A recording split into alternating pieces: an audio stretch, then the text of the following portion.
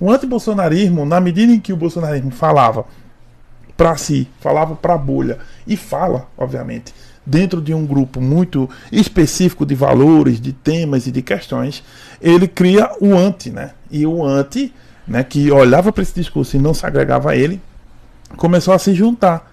Se o anti, e essa é a grande vantagem que o Lula conseguiu trazer, como por isso que o Lula pensou em frente ampla.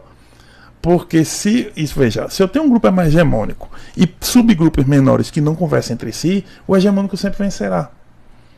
Mas se os grupos anti aquele grupo hegemônico, né? O bolsonarismo era o hegemônico, estava no poder, então ele estava lá, o bolsonarismo. Se os grupos antibolsonaristas, ainda que entre si não concordassem em tudo, mas concordassem na pauta final, que era o antibolsonarismo, eles se juntassem e operassem uma perspectiva específica, objetiva e concreta de um voto em alguém que representasse esse antibolsonarismo, ainda que não representasse todos os seus valores próprios.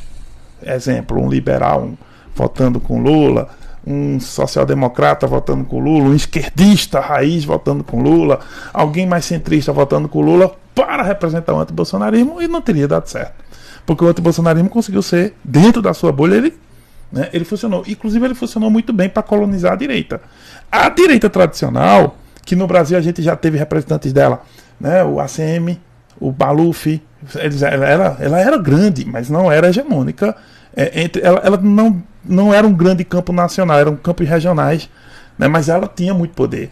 O PFL em Pernambuco do Marco Maciel, na Bahia, o ACM, o Collor nos Alagoas, o Maluf em São Paulo, o Espírito Amin em Santa Catarina, né? Você tem esses grandes grupos assim no país inteiro, pulverizados, mas com a direita tradicional congressual muito forte, Fernando Henrique teve que governar com eles como vice representado ali pelo Marco Maciel. O Lula também teve que negociar com parte deles para chegar ao poder em 2002, 2006 principalmente, quando a questão do mensalão teve que institucionalizar ali os acordos com o MDB na época. Então, assim, veja como funciona isso. Só que a direita tradicional hoje ela está sofrendo. Observe que a Semineto não venceu, Ronaldo Caiado se afastou de Bolsonaro na pandemia, mas voltou, senão não vencia. Moro, que se afastou de Bolsonaro, derreteu até voltar, né? Voltou para o colo do bolsonarismo.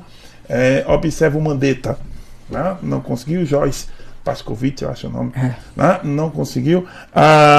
Também o Alexandre Frota.